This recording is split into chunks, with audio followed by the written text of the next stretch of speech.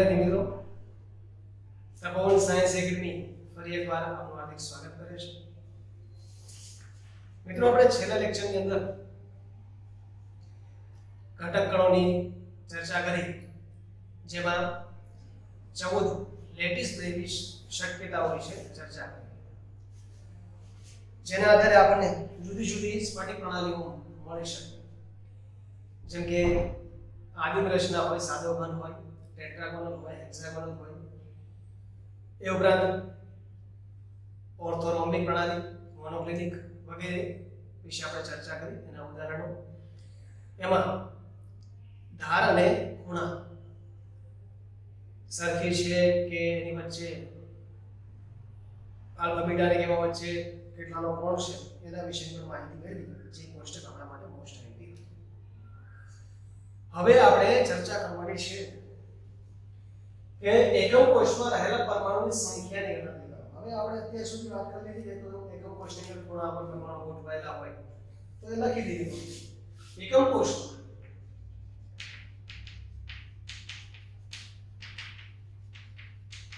ઘટક કણો જ્યાં અણુ પરમાણુ કે આયન છે, બરાબર છે, એ ખૂણા પર, ફલક પર કે કેન્દ્રમાં ગોઠવાયેલા. આ ઘટક કણો ખૂણાઓ પર, ફલક પર કે કેન્દ્રમાં ગોઠવાયેલા હોય તેના વિશે ચર્ચા આપણે અહીંયા કરશું. પણ આપણે અહીંયા મુખ્ય વાત એ કરવાની છે ઘટક કણોની ગણતરી વિશે. અને ઘટક કણોની ગણતરી સમજવી હોય તો આખી 3D રચનાને આપણે ધ્યાનમાં લેવી પડશે, જે બોર્ડની અને ટેક્સ્ટબુકની બંનેની મર્યાદા છે. એટલા માટે આપણે YouTube નો સહારો તમારે લેવો પડશે. પણ હું મારા રીતે અહીંયા સમજાવવા માટેનો પૂરતો પ્રયત્ન કરીશ.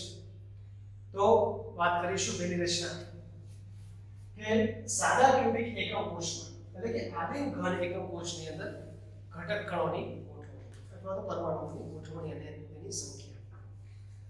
તો હંમેશા યાદ રાખવાનું, સાદી ક્યુબિક લેટિસ રચના હોય ત્યારે ઘટક કણો માત્ર ને માત્ર ખૂણા પર ગોઠવાયેલા હોય. એ દર્શાવવા માટે પ્રયત્ન આપણે કરીએ.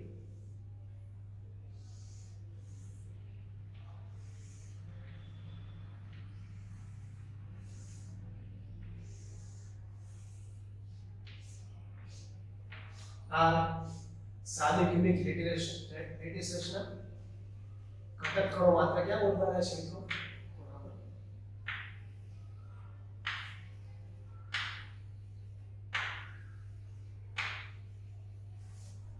આ જે રચના થઈ મિત્રો, આને ખુલ્લી રચના તરીકે ઓળખવામાં આવે છે. હવે આપણે ચર્ચા કરીએ તો લખી શકાય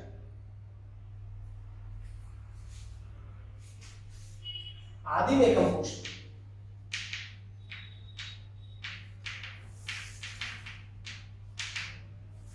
ઘટક કણો માત્ર ખૂણા પર ગોઠવાયેલા. ઘટક કણો માત્ર ને માત્ર મિત્રો ખૂણા પર ગોઠવાયેલા હોય છે, જે આપણે આકૃતિમાં જોઈ શકીએ. આમ આદિમ એકમ કોષમાં 8 ખૂણા પર 8 પરમાણુ અથવા તો ઘટક જોવા મળે છે. મુખ્ય વસ્તુ આપણે જે સમજવાની છે એ છે, અત્યાર સુધી આપણે ચર્ચા કરી એ પ્રમાણે ઘટક કણો ખૂણા પર ગોઠવાયેલા છે 8. પરંતુ હવે આપણે જે ચર્ચા કરવાની છે મહત્વની એટલા માટે છે કે એક ખૂણો જે છે ને કેટલા ભાગ લે, તો એ સમજવા માટે વાત કરીએ.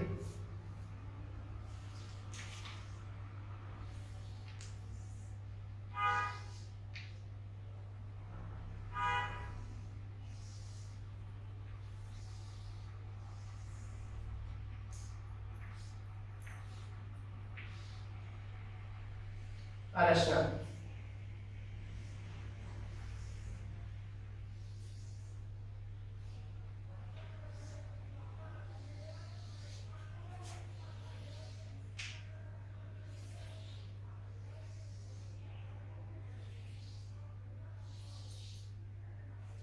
હવે આ જે રચના છે એમાં આપણે ચર્ચા કરીએ કોઈ એક એકમ કોષની પસંદગી કરીએ અહીંયા 8 એકમ કોષ છે એવું માની લો આ 1 2 3 4 5 6 7 અને 8 આ 8 એકમ કોષ ગોઠવાયેલા છે 8 એકમ કોષ જે છે એમાંથી કોઈ પણ એક ખૂણાની ચર્ચા કરીએ ધારો કે આ ખૂણા પર આપણે અહીંયા એક ઘટક કણ લઈશું તો આ ઘટક કણ જે છે ડિવાઇડેશન કેટલું થાય એ સમજાવવા માટે હું બોક્સનો ઉપયોગ કરીશ હવે આપણે એકમ કોષ આ એકમ કોષમાં 8 ખૂણાઓ છે 1 2 3 4 5 6 7 અને 8 અહીંયા કોઈ ગોળો ગોઠવાયેલો છે ઘટક કણ ગોઠવાયેલો છે અહીંયા હવે આવા એક એકમ કોષની બાજુમાં બીજો મૂકો એક ગોળાના કેટલા ભાગ થયા 2 એક એની આગળ મૂકીશ ગોળાના કેટલા ભાગ થયા 3 અહીંયા બાજુમાં મૂકો ગોળાના કેટલા ભાગ થયા 4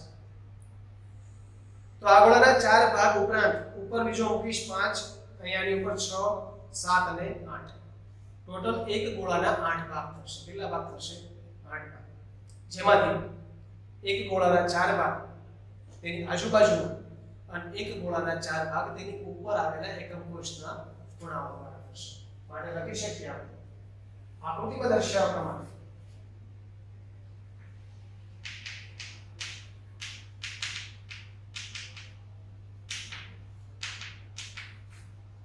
એક ઘટક કણના 4 ભાગ એની નજીક જોડાયેલા એકમ કોષ પર અને અન્ય 4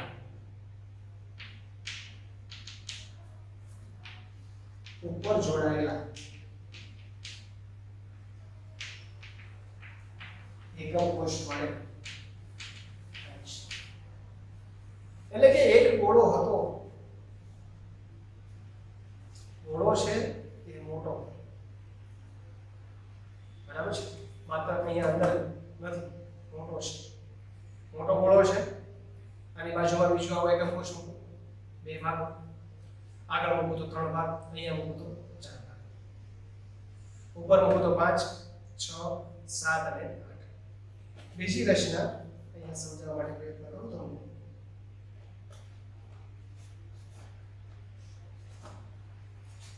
આ એક 4 એકમ કોષ માની લઈએ કેટલા છે 1 2 3 અને 4 અહીંયા કોઈ ગોળો છે વચ્ચેના સેન્ટર પર તો કેટલા ભાગ થયા 4 સમજાણું તો આ 4 એકમ કોષ છે 1 2 3 અને 4 વચ્ચેના ભાગ પર ગોળો છે તો વચ્ચેના ભાગ ઉપર જે ગોળો છે એના કેટલા ભાગ થઈ ગયા 4 હવે આવો જે એકમ કોષની ઉપર આવે તો એ ગોળાના કેટલા ભાગ થાય 8 4 આડા 4 ઉપર કારણ કે આ ગોળો જે છે આપણે રાઉન્ડ લખીએ આમ નથી આમ પણ છે ગોળો છે સમજવાનું છે આ રીતે અને આ રીતે દડો છે અહીંયા મૂકી દીધો છે તો 4 કટકા આ એકમ કોષે કરેલા છે 4 એકમ કોષ પર ઉપર હજી બીજા આવા 4 મૂકી દઈશું એ પણ આના 4 ટુકડા કરશે માટે એક ખૂણો જે છે એ ખૂણા ઉપર ગોઠવાયેલો જે ઘન હોય જે ઘટક કણ છે એ ઘટક કણના 8 ભાગ થશે બરાબર છે એટલે કે 8 એકમ કોષ વડે વિભાજિત થાય છે માટે લખી શકીએ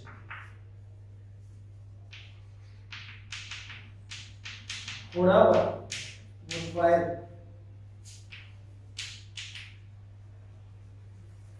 ઘટક કણ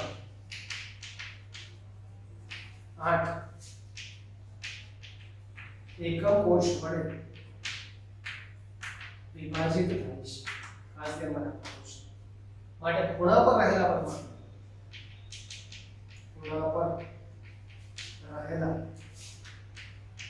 પરમાણુ કેટલા છે 8 કેટલા ભાગમાં વિભાજિત થાય 8 ભાગમાં માટે કેટલા આવશે એક પરમાણુ લખી શકાય અથવા શું લખી શકીએ તો ખૂણા ઉપર આપણે અત્યાર સુધી કીધું 8 પરમાણુ ગોઠવાયેલા છે બરાબર છે ચલો 8 છે પરંતુ 8 એ 8 જે છે એ 8 ભાગમાં વિભાજિત થાય માટે 8 * 1/8 બરાબર કેટલા આવશે આ ખૂણાઓ પર રહેલા કુલ પરમાણુની સંખ્યા સાદા એકમ કોષની અંદર હંમેશા 1 હોય છે. એક જ ઘટક કણ ગોઠવાયેલા હોય છે. કારણ કે એક ગોળાના 8 ટુકડા કરીએ એટલો ભાગ એક એકમ કોષના ભાગમાં આવશે. એવા 8 ખૂણાઓ છે. તો કેટલો ભાગ થશે? 1 પરમાણુ છે. બરાબર છે? એક ઘટક કણ છે. તો આ ફરજિયાત યાદ રાખવાનું છે.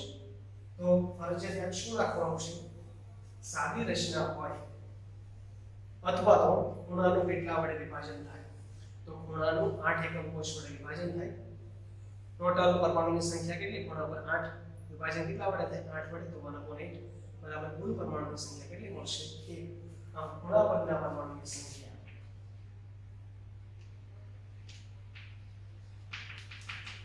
ખૂણા પરના ઘટક કણની સંખ્યા કે પરમાણુની સંખ્યા કેટલી હોય? 1. ખાસ ધ્યાન રાખો. એક શા માટે? 8 × 1/8 બરાબર શું લખી શકાય? તો મિત્રો વ્યવસ્થિત જોઈ લેવાનું છે. આ સમજૂતી મેળવવાની. આના માટે YouTube ની અંદર તમે ઉપયોગનો કરી શકો છો. એકમ કોષની અંદર આદિ વિશે, સાદી ક્યુબિક વિશે તો લખી શકો સિમ્પલ ક્યુબિક યુનિટ સેલ. શું લખવાનું છે? સાદી એટલે સિમ્પલ, ક્યુબિક એકમ કોષ એટલે યુનિટ સેલ. YouTube માં એના વિડિયો સર્ચ કરીને તમે જોઈ શકો છો કે કઈ રીતે એક ગોળો જે છે 8 ભાગની અંદર વિભાજિત થાય અને આપણને ગોળા પરના કુલ પરમાણુની સંખ્યા કે ઘટક કણની સંખ્યા કેટલી મળે છે? માત્ર 1. વ્યવસ્થિત મિત્રોનો સ્ક્રીનશોટ પાડી લેવાનો છે.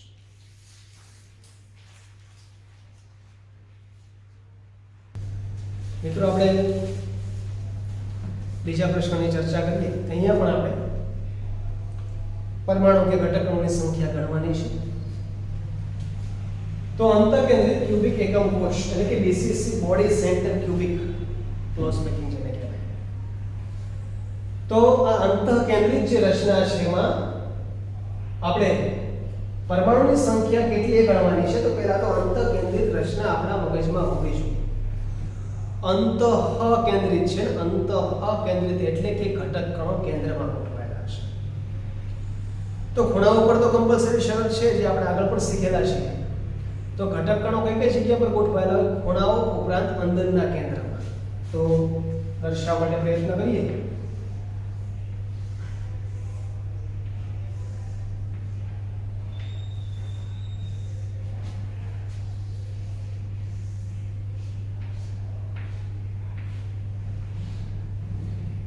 તો ઘટક કણો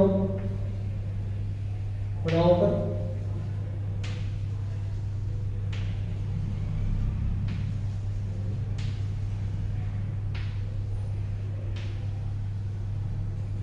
એ ઉપરાંત મિત્રો ઘટક કણો અંતઃ કેન્દ્રમાં અંદરના સેન્ટરની અંદર ગોઠવાયેલા હોય છે.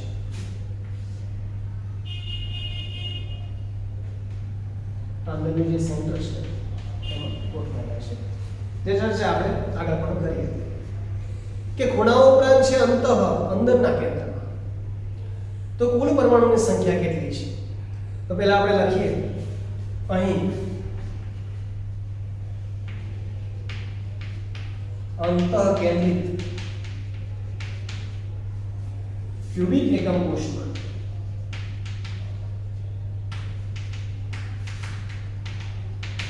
ઘટક કણો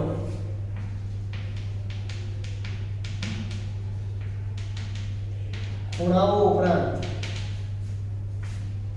અંતઃકેન્દ્રમાં ગોઠવાયેલા હોય છે. ખૂણાઓ ઉપરાંત અંતઃકેન્દ્રમાં અંદરના સેન્ટરમાં ગોઠવાયેલા છે.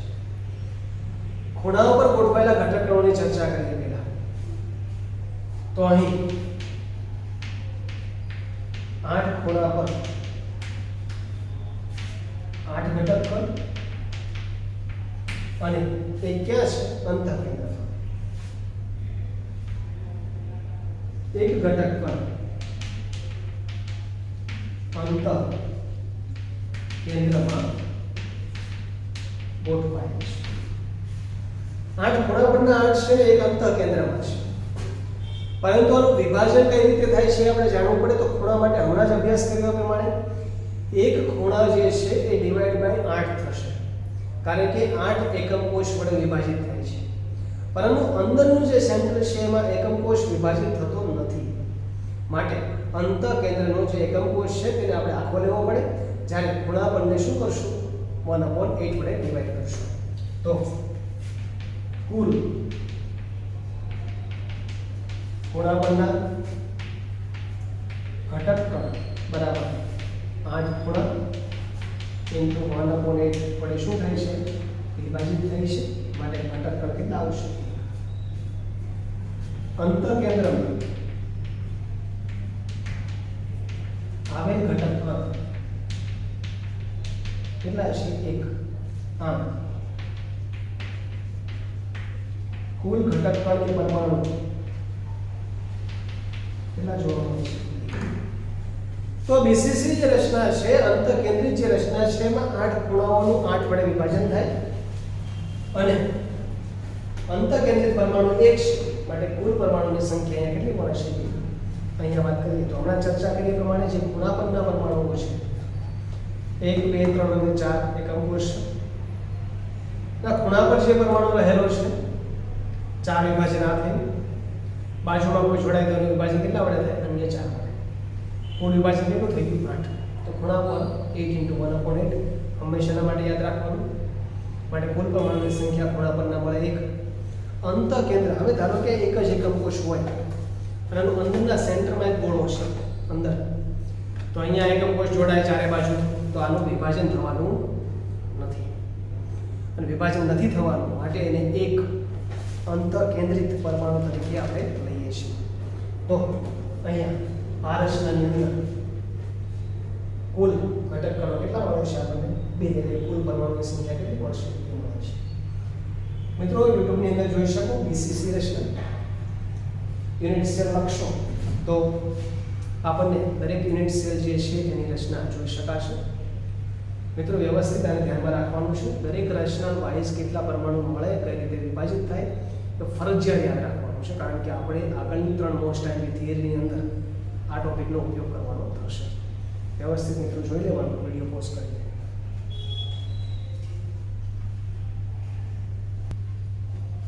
મિત્રો આગળ ચર્ચા કરીશું ફરીથી ફલક કેન્દ્રિત ક્યુબિક એકમ કોષ એટલે કે એફસીસી ફેસ સેન્ટર ક્યુબિક રચના માટે આપણે એ જ વાત કરવાની છે, પરમાણુની સંખ્યાની ગણતરી કરવાની છે.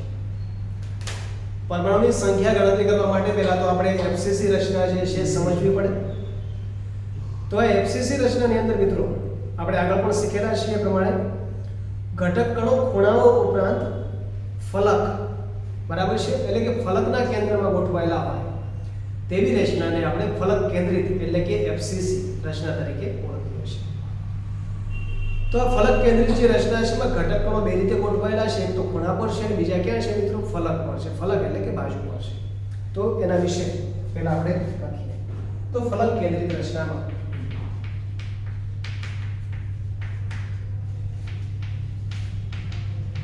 પરમાણુ અથવા તો ઘટક કણ શબ્દ વાપરી શકાય.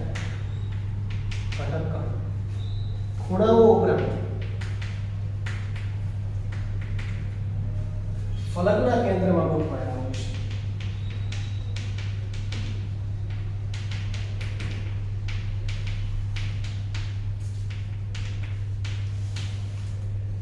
જે રચના આપણે રજૂ કરવા માટે પ્રયત્ન કરીએ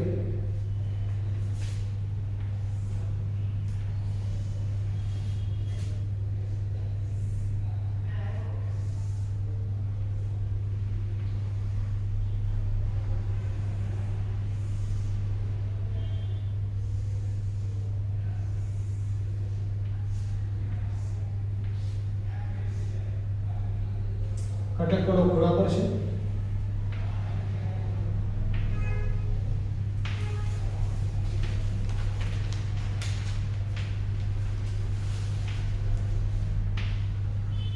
ઉપરાંત ફલકના કેન્દ્રમાં આ એક ફલક છે, આને સેન્ટર પર ગોઠવાયેલા છે. આ બીજી ફલક લઈએ, આના સેન્ટર પર. ત્રીજી ફલકના સેન્ટર પર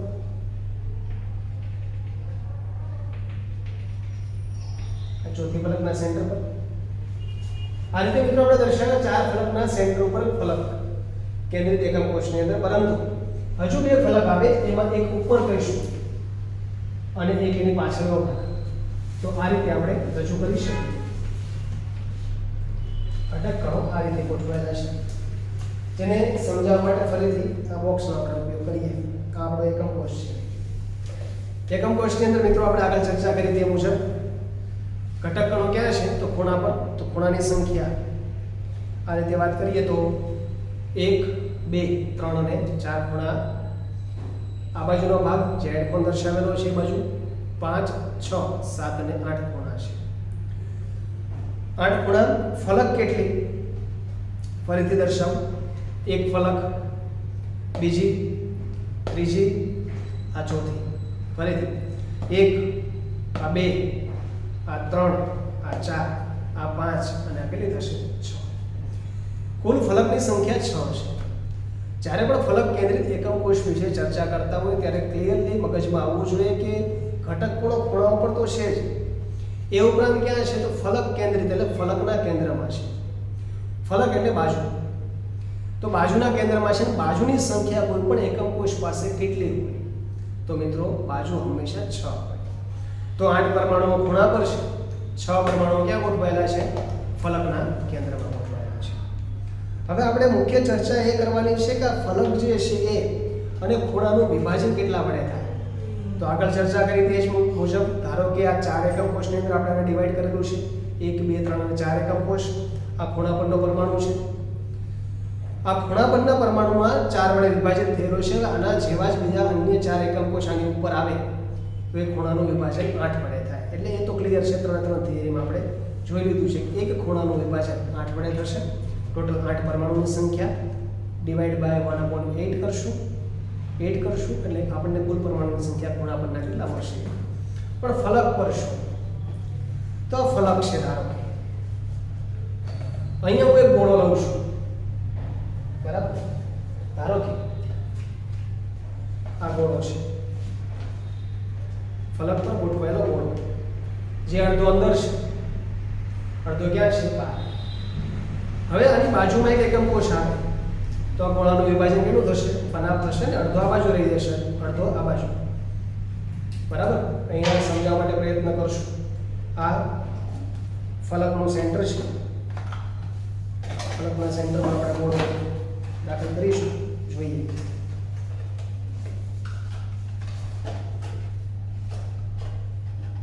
આ પ્રકારની રચના થઈ કે ગોળો જે છે અડધો આ બાજુના ફલકમાં છે, બીજો ગોળો અડધો બહાર છે.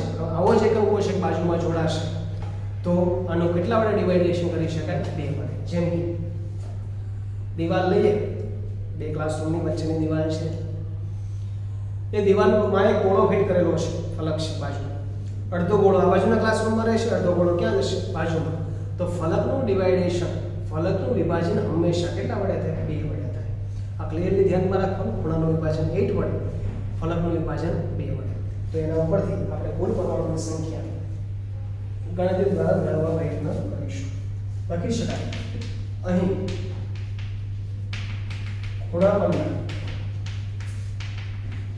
પરમાણુની કુલ સંખ્યા બરાબર 8 ખૂણા છે into 1/8 બરાબર કેટલા મળશે આપણને 1. લખી શકાય ફલક પરના પરમાણુ 2 એકમ કોષ વડે વિભાજન પામે છે.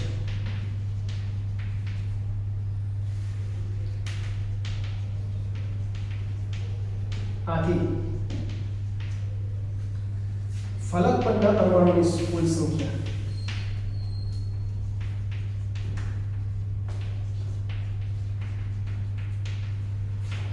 બરાબર 6 ફલક છે. એ 6 ફલક પર એક પરમાણુ ઇન્ટુ ડિવાઇડેશન કેટલા વડે કરશું 1/2 એટલે કુલ કેટલા મળશે. તો ફલક પરના પરમાણુની સંખ્યા 3 છે, ખૂણા પરનો 1 છે અને કુલ પરમાણુની સંખ્યાની વાત કરીએ એફસીસી રચનામાં કુલ પરમાણુની સંખ્યા બરાબર શું આવે તો એક પરમાણુ ક્યાં છે ખૂણા પરના 3 ક્યાં છે? ફલક પરના કુલ પરમાણુની સંખ્યા કેટલી હશે? 4. આ ફરજિયાત યાદ રાખવાનું છે. આની રચના માટે નહીં, કોઈ પણ જગ્યાએ હોય ખૂણા પરનું વિભાજન 1/8 વડે કરવાનું. અંતઃકેન્દ્ર હોય એની તો વિભાજન થતું નથી, અને ફલક પરનું જો વિભાજન કરવાનું આવે તો વના વડે કરશું. આ બાબત ખાસ ધ્યાનમાં રાખો. ત્યાર પછી ધાર પણ જોઈશું, ધારનું વિભાજન કેટલા વડે થઈ શકે એ પણ પછીનો ટોપિક છે. પહેલા એટલી વસ્તુ FCC માટે યાદ રાખવાની. તો યુટ્યુબની અંદર મિત્રો આ ત્રણ પ્રશ્નો આજે જે ચલાવેલા છે એ તમે જોઈ શકો છો. યુટ્યુબ ઉપર સર્ચ કરી શકાય. Simple cubic unit cell, body centre cubic unit cell અથવા તો face centre cubic unit cell, બરાબર છે. એના વિશેનું સ્ટ્રક્ચર, એનું બંધારણ જોઈ શકાય. ખરેખર અહીંયા 3 પ્રકારની આકૃતિઓ આપણને રજૂ કરવામાં આવી છે. એક ખુલ્લી આકૃતિ છે જે આપણે અહીંયા દર્શાવી છે, પણ બંધ પ્રકારની આકૃતિ છે, અને અવકાશની આકૃતિ છે. પરંતુ બોર્ડની મર્યાદા હોવાને કારણે આપણે એક જ આકૃતિ દ્વારા સમજાવવા માટે પ્રયત્ન કર્યો છે.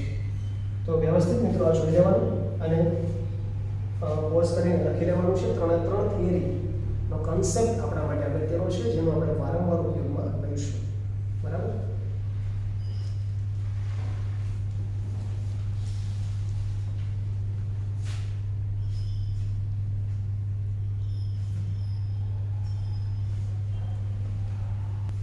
મિત્રો એટલી વસ્તુ મોસ્ટ ટાઈમલી આ નોટ ડાઉન કરી લેવાનું છે. ફરજિયાત યાદ રાખવાનું છે કે એસીપી રચના હોય, સિમ્પલ ક્લોઝ પેકિંગ રચના, તો ઘટક કણ ની ગોઠવણીની વાત કરીએ તો માત્ર ક્યાં હશે? ખૂણા પર ગોઠવાય, બરાબર છે. અને વિભાજન કેટલા વડે થશે? તો 1/8 વિભાજન કરીશું. કેટલા વડે? તો 1/8. કુલ ખૂણાની સંખ્યા કેટલી હોય છે? 8 ખૂણા ઇન્ટુ 1/8 બરાબર કુલ પરમાણુની સંખ્યા કેટલા મળશે આપણને? આમાં બધે ખાસ ધ્યાનમાં રાખવાનું. આ સિમ્પલ ક્લોઝ પેકિંગ માટે છે, સાદી ક્યુબિક રચના જે હતી એના માટે. બોડી સેન્ટર એટલે કે અંતઃકેન્દ્રિત માટે વાત કરીએ તો ઘટક કણ એટલે ખૂણા પર તો 8 હોવાના છે. તો 8 ખૂણા પરના પરમાણુ, એનું વિભાજન કરીએ 1/8 વડે એટલે ખૂણા પર કેટલા મળશે આપણને? 1. એ ઉપરાંત અંતઃકેન્દ્રમાં એક હોય છે ને, અંતઃકેન્દ્રમાં પરમાણુની સંખ્યા બરાબર કેટલી છે? કુલ પરમાણુની સંખ્યા BCC રચના માટે કેટલી મળશે આપણને? 2. અને ત્રીજી વસ્તુની વાત કરીએ FCC માટે. FCC રચના એટલે કે ફેસ સેન્ટર માટે, તો એની અંદર ઘટક ખૂણાઓ ઉપરાંત ફલક પર હશે. તો પહેલા ખૂણાની ચર્ચા કરીએ. ખૂણા પર 8 ખૂણા છે ઇન્ટુ 1/8 બરાબર પરમાણુ કેટલા મળશે? 1. ફલકની ચર્ચા કરીએ તો ફલક બરાબર 6 ફલક છે. વિભાજન થશે બરાબર 3. કુલ પરમાણુની સંખ્યા કેટલી મળે? 4. એટલી વસ્તુ ફરજિયાત. આ આપણને આવડતું હશે તો આગળની થિયરીઓ સમજવામાં ખૂબ સરળતા રહેશે. અને જ્યારે પણ આપણે એક્ઝામ્પલ અને આધારે ગણવાના હોય કે ઘટક કણો કેટલા ગોઠવાયેલા છે, ખૂણાને પણ 8 ગોઠવાયેલા છે, 6 ગોઠવાયેલા છે વગેરે સંખ્યા આપણે જ્યારે ફાઇન્ડ આઉટ કરવાની હોય, અણુસૂત્ર મેળવવું, ત્યારે પણ આ ખાસ અગત્યનું છે. માટે ફરજિયાત ધ્યાનમાં રાખવાનું છે અને વ્યવસ્થિત સ્ક્રીનશોટ પાડી લેવાનો, પોઝ કરીને લખી લેવાનું. મિત્રો જય હિન્દ, જય ભારત.